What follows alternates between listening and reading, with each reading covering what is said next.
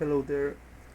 In this series of videos, I'm going to teach you how to download the kernel, Linux kernel source code and to patch it so you can use KGDB, right? And I'm going to teach you how to debug a machine and also the kernel, and also we're going to learn how to profile um, kernel functions. So and also at the end we're going to create some system calls, and we're going to basically play a little bit with that. So before starting, you need to understand that in like when you wanna debug a machine, well, a kernel, you need two machines. You need a target machine, which is the computer that has the kernel source code, and basically the host machine. And the host machine will be the one that actually accesses the target and tells it what to do. The target machine basically is going to follow the instructions, and when it reaches a breakpoint, is going to like to stop until the host machine sends a message, right, to say like continue, right? Okay, so before starting, we're going to create a serial port communication, because is that the virtual machines, they need to use a serial port to send the KGDB commands, right? I already added them, so and it's really simple. In this case, I'm using VMware Workstation, but if you want to use VirtualBox, it's really simple. This is the only step that actually you have to be careful if you use VirtualBox, because the serial port is a little bit different, right? So the machine has to be off. You need to basically add a serial port, like just like this, like add a serial port here, right? I already added one, so you need to select this option, which is use name pipe, right? And you basically add a name on it, right?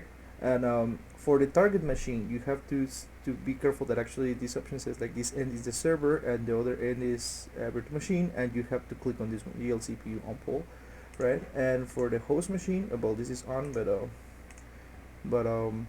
basically like it has the same settings, but in this case the setting is this end is the client, right? So let me turn on this virtual machine, right? And like on the host machine, we're going to basically wait for the messages, and we're going to send the messages from the target machine. Okay. Okay. Just let me log in, and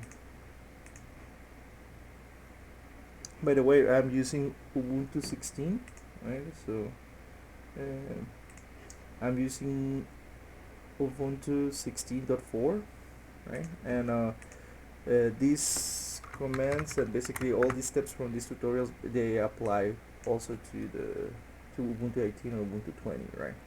So in this case, my target machine, its user is called user test, and for the host is called user host, right?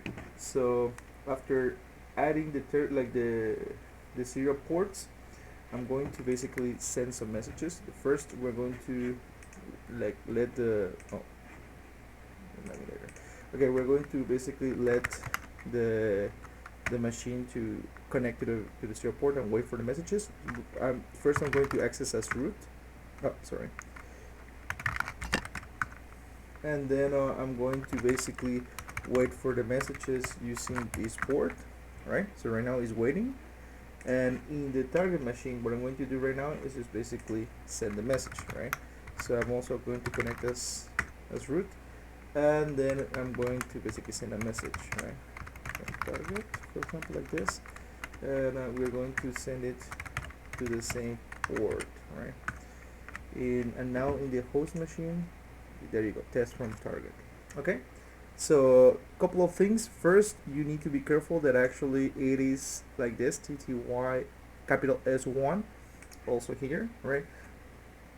If you use VirtualBox, you can use TTYS0, but like in VMware, for some reason S0 doesn't work. You have to use S1, right?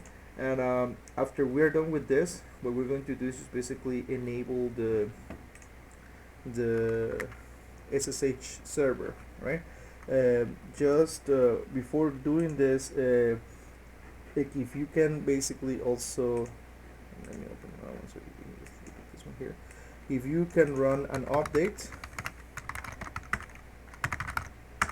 You can just basically update and upgrade your computer before doing all this tutorial. It will be great because it's like there will be some of the steps that will require uh, like some libraries. Well, in this case, I just did it. So that's the reason why it says that actually there's nothing new to install. But I would suggest you to do it before proceeding further because it's like it will take a little bit of time to install all the libraries. Okay.